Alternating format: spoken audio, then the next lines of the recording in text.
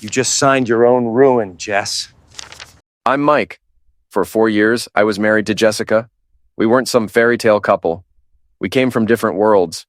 She was a broke college student clawing her way through business school, while I was a sanitation engineer, or as most people like to call it, a garbage man.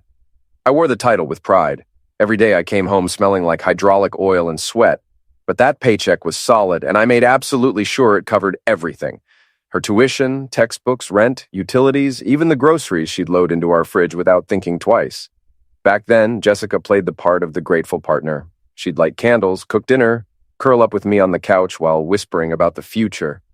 About the businesses she'd run, the family we'd start, the vacations we'd take when money wasn't so tight. She'd stroke my hand and tell me my work was just as important as her studies, that I was her rock. And I believed her. God, I believed every word. Looking back, it's almost embarrassing how blind I was. Fast forward to her graduation day, Riverside University. The parking lot is packed with proud families, balloons, and bouquets of flowers. I just crawled out from under a broken compactor that morning, still in my grease-stained uniform, but I didn't care. I wanted to see her walk across that stage, diploma in hand. I was tired, filthy, but proud. I thought this was our moment, the payoff for all the years I'd been breaking my back. Instead, she showed up arm in arm with a man who looked like he'd stepped out of a Wall Street brochure. Derek Martinez. Tailored $1,000 suit, watch glinting in the sun, smile as smug as the devil himself. Jessica didn't even look like the woman I married. She had this icy confidence in her eyes I'd never seen before. She pulled a thick packet of papers from a designer purse I sure as heck didn't buy, and with a smile colder than steel, dropped the bomb. Mike, meet Derek. He's my new business partner. The way she dragged out that word partner twisted my gut. Then she handed me the papers. These are divorce papers, already signed. For a second, I thought I'd misheard. My hands were still black with oil, and I just stood there staring like some fool who'd stumbled into the wrong movie. Derek glanced at his Rolex like my heartbreak was making him late for golf. Why, Jess? What did I do wrong? My voice cracked, and I hated myself for it. She actually rolled her eyes at me, the man who'd paid for every book she ever opened. Look at yourself, Mike. Then look at me. I have a degree now.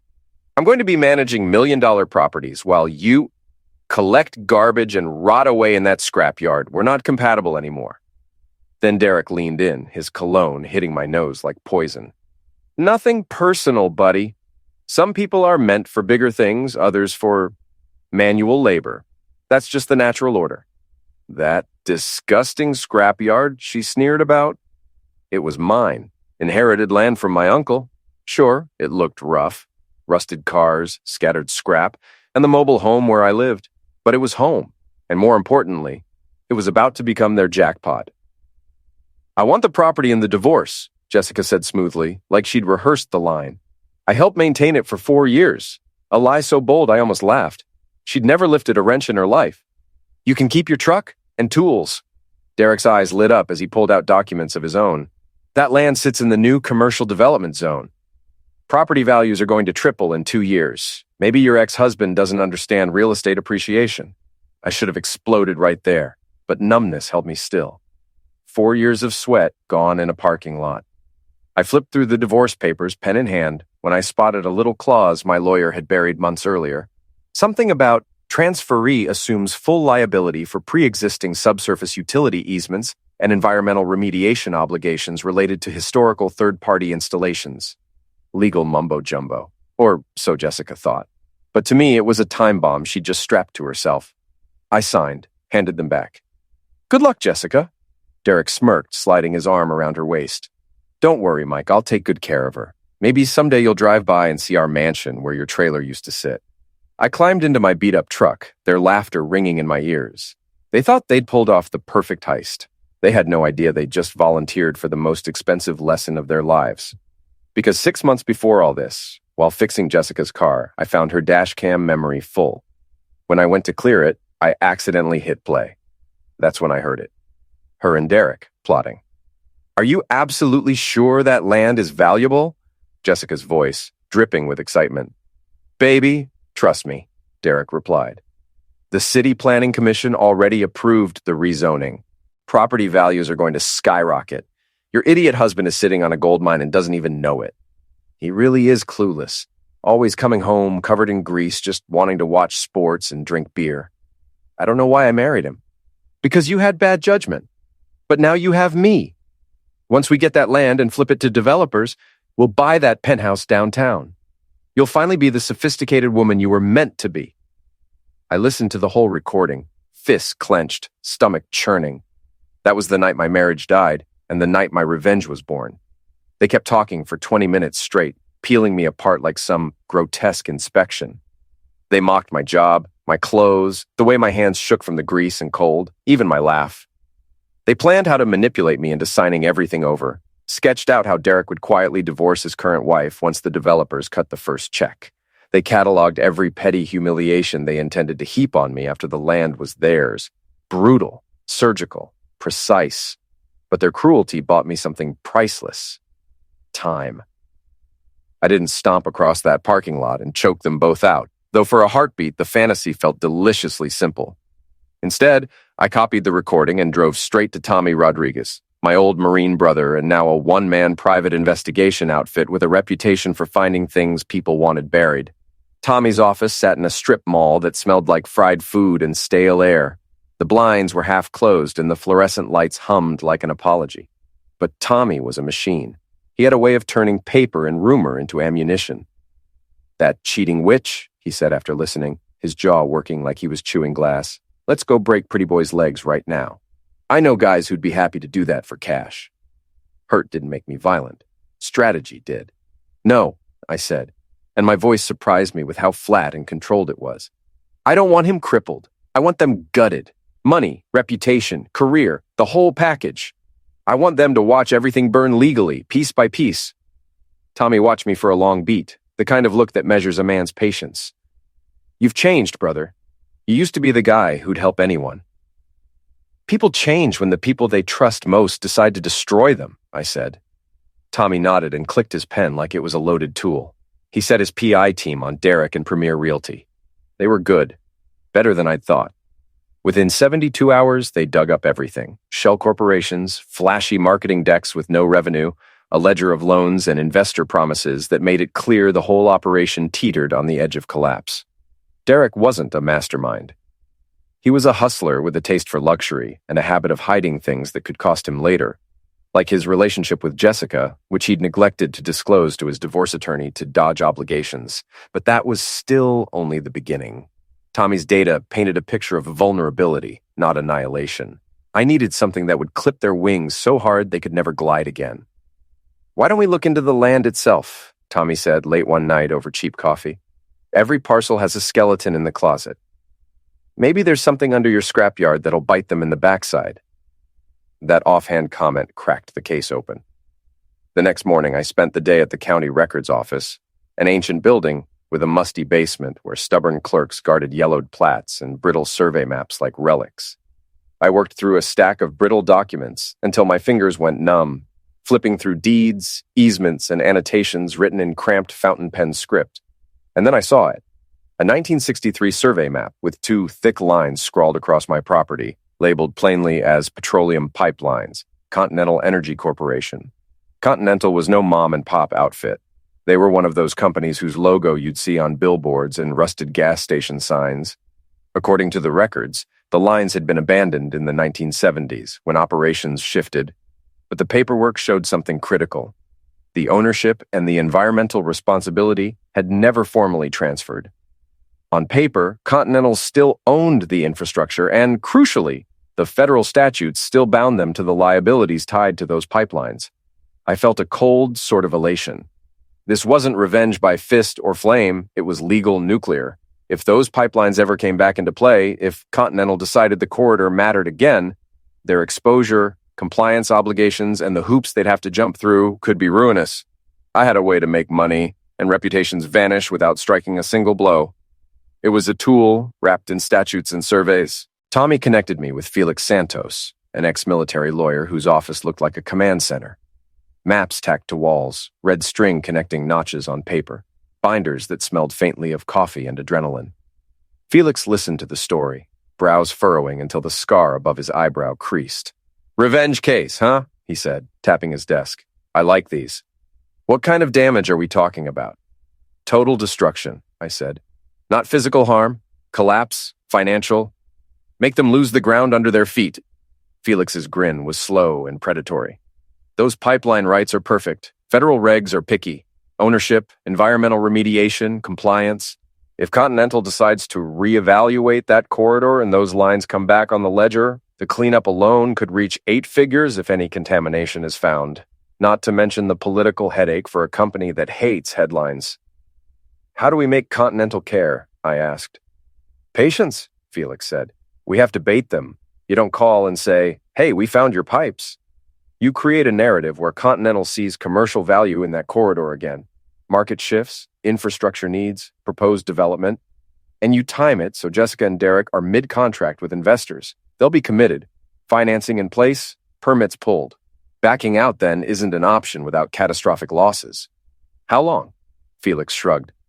3 years, give or take. That's enough time to let Derek and Jessica lock themselves into deals, to let us assemble ironclad documentation tying liability to the transferee. You set the trap now. We wait for them to walk into it. 3 years. I could wait 3 years. After the divorce, I erased myself from everyone's radar. I sold the house, packed a few boxes, and moved into a sparse apartment 2 counties over. I began building a front, Omega Transport, a small trucking company that specialized in hauling loads no one else wanted. The name was deliberately bland. The work was anything but. Chemical plants, oil terminals, military contractors. They all needed haulers willing to move awkward, hazardous, oversized freight. My mechanical background and time with the Corps made me the right kind of fool for that trade. Within 6 months, I owned 3 rigs. A year later, 8. I hired veterans who needed steady paychecks, men who knew how to keep secrets and keep engines alive. Profits went back into the company, into trucks, into crates of paperwork and corporate shells that would all wear different hats when the time came. To the world, I looked like a scrappy entrepreneur too busy to care. To Felix and Tommy and me, I was building the infrastructure of my revenge. Logistics that could whisper influence into the right meetings. A network of veterans who didn't ask questions. And a plausible set of operations that would later make my interest in the property seem ordinary, even patriotic. While I fed Omega the fuel it needed, Felix began the legal choreography. He filed a handful of routine environmental inquiries that made Continental crack open old vaults. Then, with a kind of contrived coincidence that only careful planning can manufacture, he arranged for me to run into Walter Chen, Continental's pipeline development chief, at a veterans charity dinner. The handshake was warm and mundane. The conversation was not. That was how the slow, surgical dismantling of 2 lives began.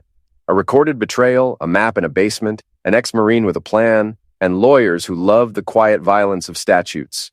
3 years of patience, and then the trap. Walter and I hit it off immediately. We'd both served in Iraq, both understood the value of reliable infrastructure. Over the next 2 years, I invited him fishing at my cabin a dozen times. Never mentioned the pipelines directly, just built the relationship and waited for the right moment. You know, Mike, Walter said during one of our fishing trips, after a few beers had loosened his tongue, the company's looking for new natural gas pipeline routes. Demand is through the roof, but new construction costs are astronomical. Ever think about refurbishing old lines? I asked casually. Seems like it'd be cheaper than starting from scratch. The problem is finding them. Half the paperwork from the 60s got lost or misfiled. Plus, most of the old routes have buildings or shopping centers on them now. Can't exactly tear down a mall to access a pipeline. I filed that conversation away and kept waiting. By year 3, Jessica and Derek's project was in full swing. According to Tommy's intelligence network, they'd raised $4 million from investors and were breaking ground on a luxury shopping complex with underground parking. The local newspapers were calling it the biggest development project in the county's history. They'd even scheduled a grand opening celebration at the Marriott downtown, with all the investors and city officials invited. Jessica was going to give a speech about turning forgotten spaces into community assets. The irony was delicious. That's when I finally made my move. During another fishing trip with Walter, I casually mentioned hearing about some abandoned Continental pipelines running under my ex-wife's development site. Wait, what? Continental pipelines? Walter's interest was immediate and intense. Yeah, I remembered seeing some old survey maps when I owned that property. Never thought much of it at the time. Within a week, Walter had sent a team to verify the pipeline locations. 2 weeks later, Continental's engineering department confirmed the lines were structurally sound and could be converted to natural gas distribution for a fraction of new construction costs. The estimated value was over $30 million. But when Continental approached Jessica and Derek about pipeline access rights, they were refused. The developers had too much invested in their underground parking structure to change plans now. Derek even threatened to sue Continental for harassment and interference with ongoing business operations. That was exactly the reaction I'd been hoping for. The revenge party was scheduled for Friday night. Jessica and Derek's big investor celebration at the Marriott. Felix and I sat in a coffee shop across the street, watching limousines and luxury cars drop off elegantly dressed guests. Through the hotel's floor-to-ceiling windows, we could see Jessica in a stunning red evening gown, working the room like the sophisticated businesswoman she'd always wanted to be. "Look at her," Felix said, sipping his coffee, "acting like she's already spending the money." "Enjoy it while it lasts," I replied. "After tonight, the only thing she'll be counting is debt." When Jessica took the stage to deliver her victory speech, champagne glass raised high, I nodded to Felix. "Do it." Felix pulled out his phone and made a call. "Go." 10 minutes later, as Jessica was describing her vision for transforming underutilized urban spaces, a federal marshal walked into the ballroom. He was flanked by 2 FBI agents and a court reporter, creating quite the dramatic entrance. Every conversation in the room stopped. Camera phones started recording. This was about to become the most memorable investor dinner in city history. The marshal walked directly to the stage and handed Jessica a thick envelope. "Miss Jessica Coleman?" "Yes, that's me," she stammered, her face going white. "This is a federal cease and desist order, asset seizure warrant, and civil complaint from Continental Energy Corporation. You're hereby ordered to immediately halt all development activities on property parcel 847B and surrender the premises for federal environmental assessment." The room erupted. Investors were shouting questions. Derek rushed onto the stage, trying to grab the papers from Jessica's shaking hands. "This is ridiculous," Derek yelled. "We have full legal rights to this property." "According to our records," the marshal replied calmly. "Continental Energy Corporation maintains ownership and usage rights to petroleum pipeline infrastructure beneath the specified parcel. Your construction activities have violated federal energy facility protection statutes and caused environmental damage requiring immediate remediation." Jessica finally managed to open the envelope. When she saw the number at the bottom of the first page, her knees buckled. $8 million in damages and cleanup costs. This can't be right," she whispered. An investor stood up in the back of the room. "Derek, what the heck is going on? Did you know about these pipelines during your due diligence?" Another voice. "What happens to our investment if the project is canceled?" Soon the entire ballroom was in chaos. Investors demanding answers, reporters recording everything, project managers looking panicked. Derek tried to calm everyone down, but his voice was shaking and his words carried no conviction. My phone started ringing that night and didn't stop for 3 days. Jessica called 127 times. I let every call go to voicemail and listened to them later with Tommy and the guys at my new trucking depot. "Mike, you bastard. I know this is your doing somehow. Please, we can work this out. The investors are pulling their money. The bank froze our accounts. This will destroy everything we've worked for." The messages got progressively more desperate. "I'll give you anything you want. Money, a share of future profits, anything. Please just call me back." And finally, the last message. "I should have known you were smarter than you looked. You played the long game perfectly. I hope you're happy now." 3 days later, when her calls hit 150, I finally agreed to meet them. I chose Big Joe's truck stop on the interstate. Greasy food, terrible coffee. But it was my kind of place. I brought Tommy and 2 of my drivers, both former Marines, who looked like they could bench press a semi. When Jessica and Derek walked in, they looked like heck. Designer clothes wrinkled, dark circles under their eyes, the kind of exhaustion that comes from 72 hours of pure panic. Every trucker in the place stopped eating to stare at these overdressed city folks stumbling around looking lost. "Mike," Jessica said, forcing a smile that looked like it physically hurt. "Thank you for meeting us." I didn't get up from my booth, just gestured to the empty seats across from me. "Want some coffee? It's terrible, but it's hot." Derek immediately went on the offensive. "Look, Mike, I know there might be some misunderstandings between us, but this pipeline thing is completely manufactured. Those lines were abandoned 40 years ago. Continental has no legitimate claim. I took a slow sip of coffee, watching him squirm. Really? You sound pretty confident for someone whose company just got served federal papers. We've hired the best attorneys money can buy, Derek continued. They say cases like this settle for maybe $50,000, not $8 million. This is all just legal posturing. Is that why your investors pulled out? Why the bank froze your accounts? I asked. Seems like they don't share your optimism. Jessica finally broke. Mike, please, you have to know something that can help us. Those pipelines were under your property for years. There must be some way to resolve this. Actually, I said, my voice steady as ice, Continental does own those pipelines. It's all documented in the county records. And according to the divorce agreement you signed, you accepted full responsibility for any pre-existing subsurface utility easements and environmental obligations. Remember that clause you didn't bother reading?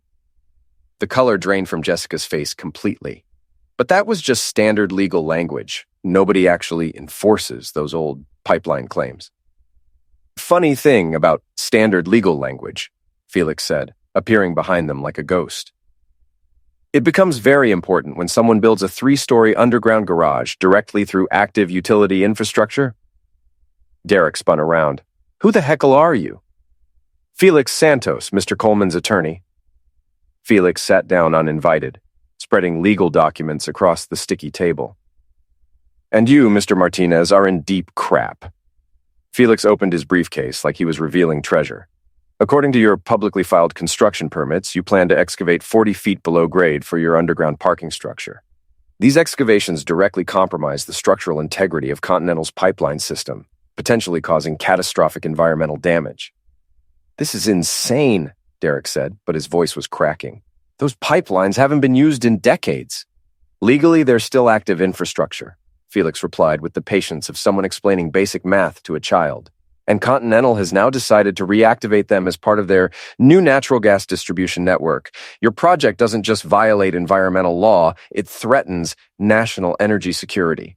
Jessica started crying, right there in the truck stop, mascara running down her cheeks like black tears. Mike, please, this will ruin us completely. We'll lose everything. Everything? I leaned back in the booth, genuinely curious. That's interesting. Because 3 years ago, you said, I wasn't worthy of having anything at all. Felix pulled out a small digital recorder and pressed play. Jessica and Derek's voices filled the truck stop, talking about how stupid I was, how they were going to steal my land and live in luxury while I collected garbage for the rest of my life. The entire restaurant went quiet. Even the truckers stopped talking to listen to this real-life soap opera playing out in their booth. When the recording ended, Jessica was sobbing openly. Derek looked like he'd been punched in the gut. Now, I said, let's talk about solutions. I've worked out an arrangement with Continental Energy. They're willing to drop the federal lawsuit in exchange for complete control of the property for their pipeline development project. What about our investment? Derek asked weakly. What investment? I laughed. Your company is bankrupt. Your investors fled. Your bank accounts are frozen. You have no assets left to protect. There is one way to minimize the personal damage, Felix added. If the property is voluntarily surrendered to its previous owner, Continental might consider reducing the environmental penalties from $8 million to something more manageable. Previous owner? Jessica whispered. Me, I said simply. The divorce agreement included a clause about property reverting to the original owner if the transferee cannot meet financial obligations related to subsurface easements. Basic contract law. Derek tried one last desperate move. This is fraud. You planned this from the beginning. Prove it, I shrugged. I gave you exactly what you asked for. A piece of land with some buried infrastructure. Not my fault you didn't do proper due diligence before building on top of active utility easements. They left the truck stop with their heads hanging low, looking like refugees from their own ambitions. 2 weeks later, the court officially returned the property to me.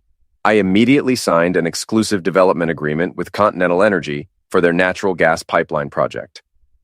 Omega Transport became their primary contractor for the entire operation, a 15-year deal worth over $60 million. The local newspaper ran the story with the headline, From Scrapyard to Energy Hub, Local Businessman Partners with Continental on Major Infrastructure Project. Jessica's story got buried on page 6. Premier Realty declares bankruptcy following federal environmental violations. 6 months after the Marriott debacle, the House of Cards finally collapsed. Derek's phone started ringing with subpoenas instead of investors. Regulators and federal agents had nothing but patience and paperwork. Once they began to piece together the discrepancies in his due diligence and the emails he'd buried, the pattern of deception was obvious. He'd told backers the site was clean, that environmental contingencies were minimal, all while nodding to contractors who knew better. Charges piled up: securities fraud, investor deception, falsifying disclosures. At the grand jury, witnesses testified. Bank records contradicted his glossy projections. The press ate it alive. The day they arrested him, it felt scripted. 2 uniformed agents at the door, Derek in dress slacks and a shirt that suddenly looked shrunken on him, cuffed before the neighbors could finish staring. At trial, his bravado cracked under cross-examination. Statements that had once sounded confident became admissions of reckless omission. The judge threw the book at him. 18 months in federal prison, his real estate license revoked, and the kind of black mark that follows a man's name into every future handshake. The man who'd swaggered across opening nights and posed for ribbon-cutting photos left the courtroom in an orange jumpsuit, his empire reduced to a stack of legal briefs. Jessica's fall was quieter, and for me, more deliciously complete. Word travels fast in small business circles. When her name was linked to Derek's fraudulent filings and to the project suspended for environmental violations, the invitation stopped. The company that had been preparing to put her on their executive roster rescinded its offer. Her professional certifications came under review. Her name showed up in articles tying her directly to the leadership that had misled investors. Clients she'd schmoozed with stopped returning calls. The people who'd once clinked glasses with her at charity events now widened their eyes when her name came up. I heard she packed a suitcase in a single night and moved back into the upstairs room of her parents' house. The woman who used to lecture me about being sophisticated took a job in a call center for a debt collection agency, ironically placing dozens of cold calls a day to people she'd have scorned before. Her hands, which used to hold champagne flutes, now held a headset while she read scripts about past due balances to strangers. The humbling wasn't theatrical. It was mundane and slow, which somehow made it sharper. A year after the collapse, we held a very different kind of opening. The Continental Omega Energy Distribution Center rose where my mobile home had once sagged, low-slung, efficient, and humming. It distributed natural gas to 3 states, processed millions of cubic feet a day, and provided steady work for people who needed it. The facility employed 180 people, many of them veterans who'd shown up to Omega with nothing and had a place to stay, a paycheck, and pride again.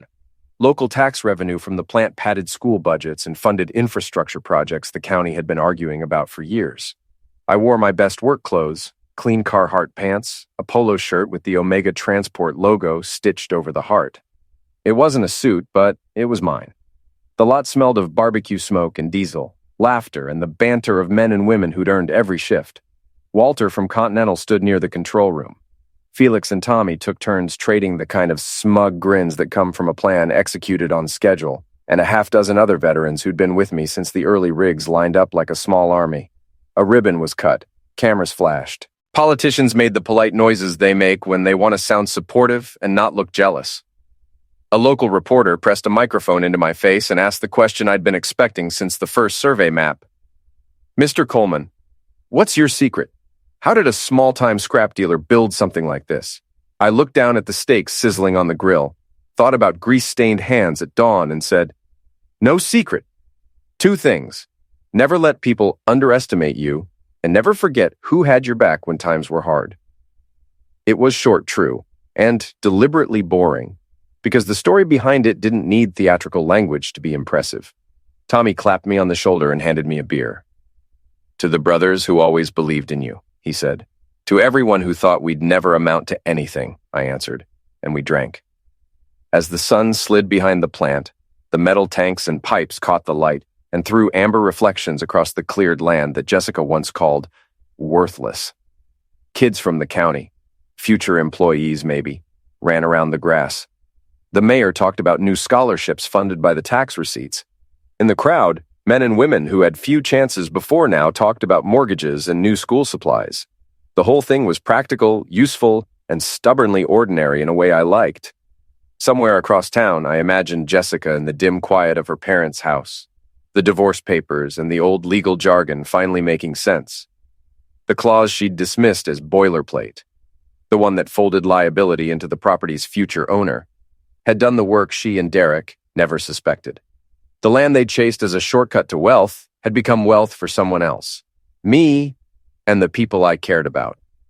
That was the last image I needed.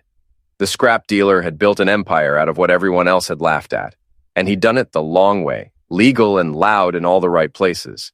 The lesson wasn't cruelty for its own sake. It was professional, quiet, and absolute. Sometimes the garbage man knows exactly where to dump the trash. Sometimes, if you're patient, you can turn other people's contempt into the thing that builds your house. Justice doesn't have to be fast to be beautiful.